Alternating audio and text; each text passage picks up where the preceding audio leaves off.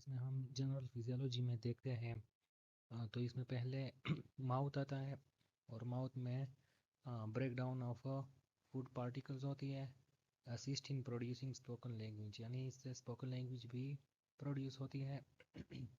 Mouth के ज़रिए हम वो भी करते हैं और इसमें break down of food particles भी होती है। इसके बाद यही माउथ में सिलाइवरी ग्लैंड्स आ जाते हैं। saliva moisten and lubricates food amylase digest polysaccharide। Salivary gland जो है वो उसमें वो सिलाइवा भी सिक्रेट करते हैं और एमाइलेज जो एक एंजाइम है वो भी सिक्रेट करते हैं। सिलाइवा क्या करते हैं, मोइस्चर एंड लुब्रिकेट्स फूड, वो खुराक को नमी देता है और उसको लिब्रिकेट करता है ताकि उसको निगलने में आसानी हो। और एमाइलेज जो है वो भी सिक्रेट करते हैं सिलाइवरी ग्लैंड्स। यानी सिलाइवरी ग्लैंड जो है माइलेज सिक्रेट करते हैं, वो फिर स्टमक में जाकर वहाँ पर पॉलीसेकेराइड जो होते हैं कार्बोहाइड्रेट उसकी डाइजेशन करते हैं। इसके बाद फेरिंग्स आ जाता है। जब बोलस बन जाता है यहाँ पर माउथ में तो फेरिंग्स में आ जाता है और फेरिंग्स का काम यह है कि वो उसको स्वालो करे यानी उसको निगल ले। इसके बाद जब फूड इसोफेगस में आ जाता है तो वहाँ पर ट्रांसपोर्ट होती है फूड की through continuous peristalsis, contraction relaxation. ये पेरिस्टालिसिस हम आगे देखेंगे कि ये कंटिन्यूस कंट्रैक्शन और रिलैक्सेशन कैसे होती है। इसके बाद जब फूड स्टमक में आ जाता है तो वहाँ पर स्टोर होता है एंड चर्न्स फूड। स्टमक जो है वो स्टोर करता है फूड को, चर्न्स फूड यानी फूड को पीसता है। और यहाँ पर एक एंजाइम है पेप्सिन, वो भी सीक्रेट होता है और वो डाइजेस्ट करता है प्रोटीन को। और HCl भी सीक्रेट होते हैं, वो उसमें एंजाइम होते हैं और वो ब्रेकअप फूड करते हैं और किल्स जर्म्स। और जरासीम जो होते हैं जो फूड के साथ अंदर गए होते हैं उसको भी वो किल करते हैं। वो और जो स्टमक है ये म्यूकस भी सीक्रेट करती है which protects stomach walls and limited absorption. वो स्टमक वाल को भी प्रोटेक्ट करते हैं HCl से और लिमिटेड एब्जॉर्प्शन, और एब्जॉर्प्शन को भी अपने लिमिट में रखता है। इसके बाद जो एसोसिएटेड ग्लैंड है स्टमक के साथ वो एक लीवर है, यानी liver break down and builds up many biological molecule. Liver का एक काम यह है कि ये ब्रेक डाउन करता है मुख्तलिफ बायोलॉजिकल मॉलिक्यूल के और कुछ बायोलॉजिकल मॉलिक्यूल को बनाता है। यानी इसमें जो प्रोटीन है उसकी मेटाबॉलिज्म भी होती है। ये विटामिन और आयरन को भी स्टोर करता है।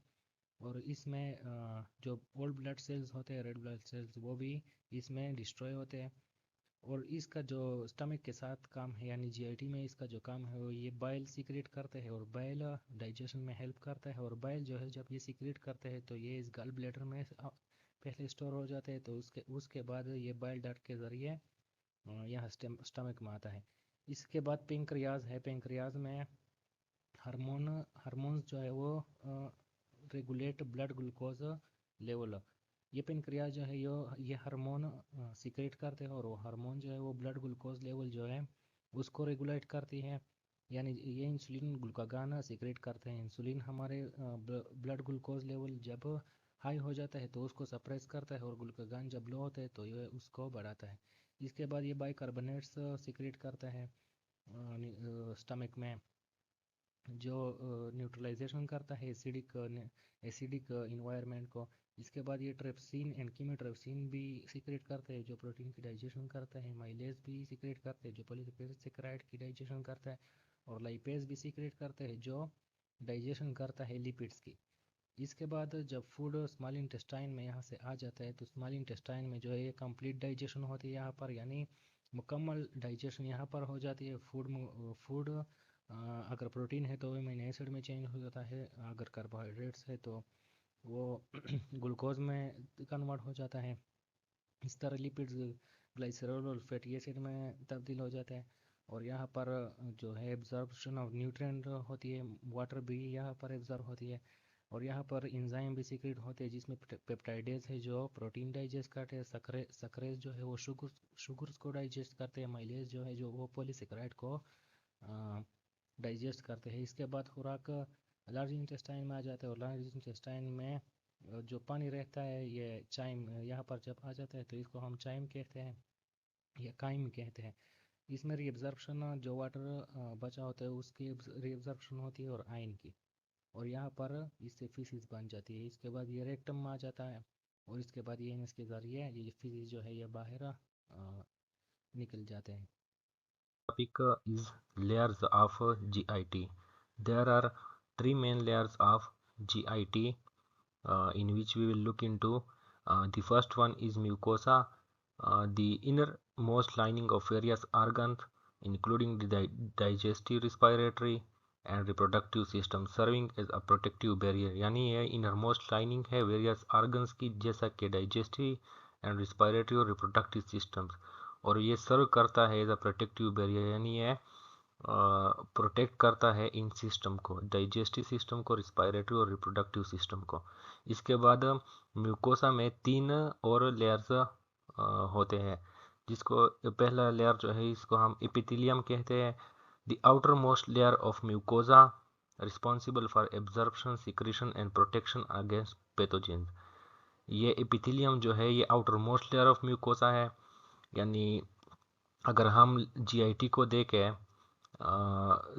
मेन जीआईटी जो लेयर है, मेन लेयर जो है ट्रू लेयर्स, वो स्टमक और स्मॉल इंटेस्टाइन में पाए जाते हैं।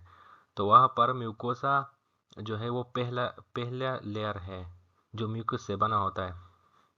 ये रिस्पॉन्सिबल होते हैं फॉर एब्जॉर्प्शन, यानी न्यूट्रिएंट्स की एब्जॉर्प्शन करता है, जैसे अमीनो एसिड्स, ग्लूकोज, और सिक्रीशन करता है डिफरेंट हार्मोन्स और एंजाइम्स की, और प्रोटेक्शन अगेंस्ट पैथोजेंस, जो पैथोजेंस होते हैं उसके अगेंस्ट ये प्रोटेक्शन प्रोवाइड करता है।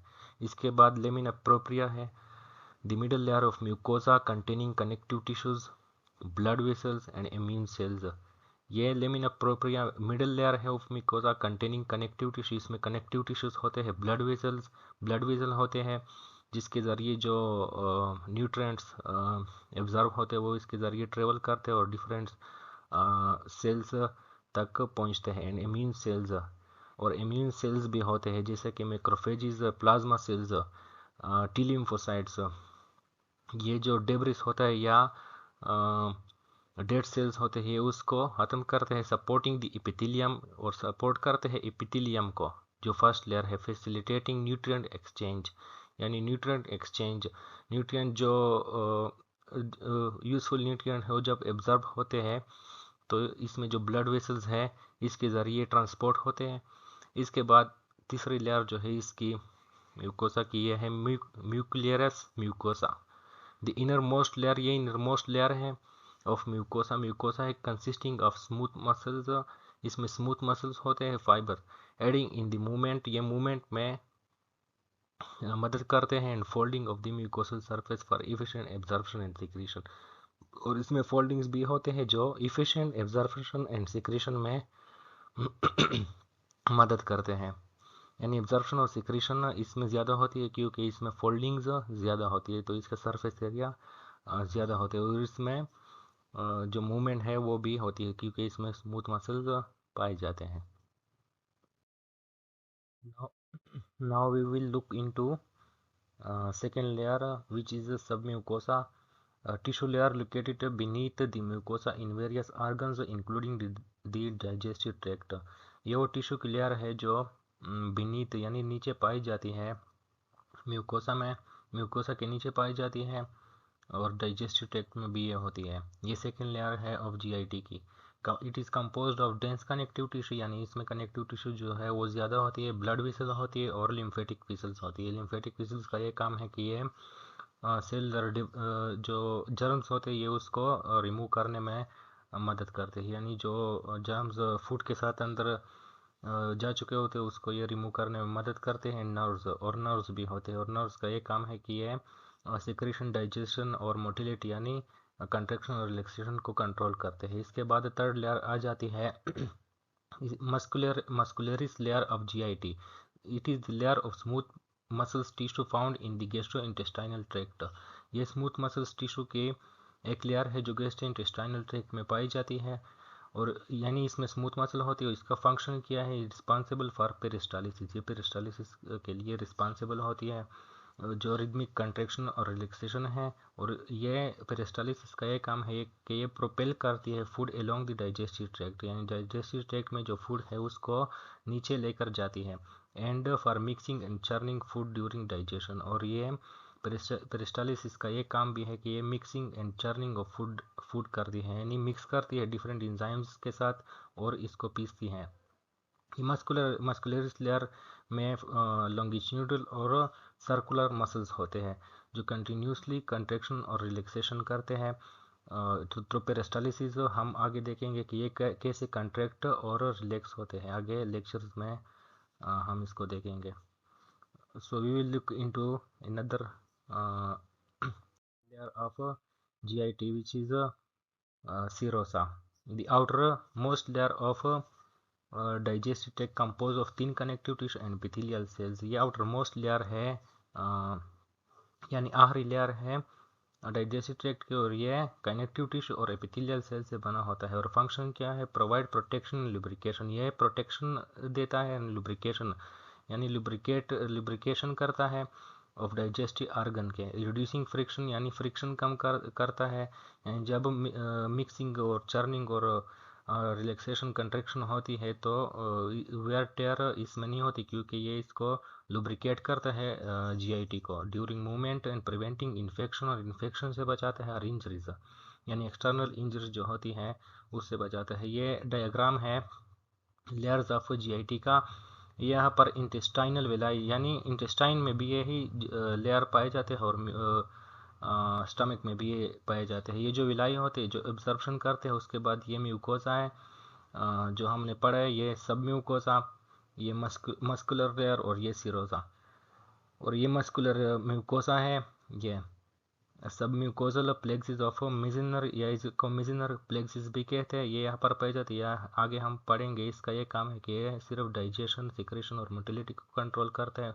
उसके बाद ये सर्कुलर और लॉन्गिट्यूडिनल मसल है जो वो मस्कुलरिस लेयर में पाए जाते हैं। इसके बाद मेंटेरिक प्लेक्सिस है, ये मेंटेरिक प्लेक्सिस यहाँ पर पाया जाता है, ये मस्कुलर लेयर के बाद पाया जाता है। और इसमें वो लॉन्गिट्यूडिनल और सर्कुलर मसल होते हैं, और ये जो कंट्रैक्शन और रिलैक्सेशन है उसको कंट्रोल करते हैं, जो आगे हम पेरिस्टालिसिस में पढ़ेंगे।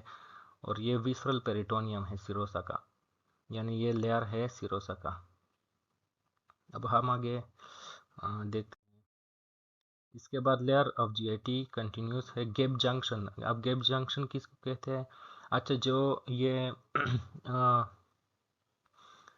स्मूथ मसल्स होते हैं जीआईटी में, ये मसल्स फाइबर से बने होते हैं, मसल फाइबर मसल बंडल बनाते हैं और फिर ये जीआईटी बनाते हैं।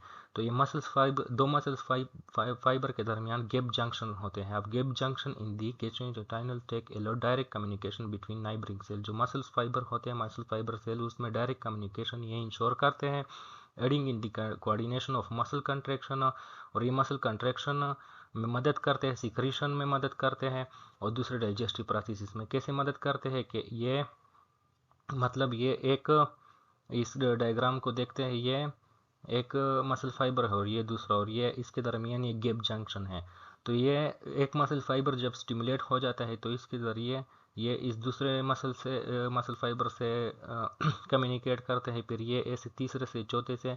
तो ये गैप जंक्शन का ये फ़ायदा है कि ये जब एक मसल फाइबर स्टिमुलेट हो जाता है तो सब मसल फाइबर स्टिमुलेट हो जाते हैं, और ऐसे मसल बंडल स्टिमुलेट हो जाते हैं, और फिर ये एज ए यूनिट काम करते हैं।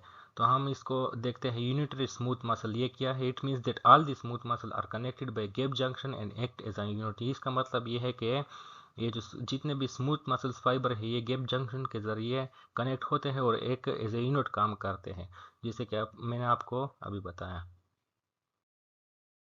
इसके बाद कंट्रोल ऑफ जीआईटी आ जाता है, यानी जीआईटी कैसे कंट्रोल होता है।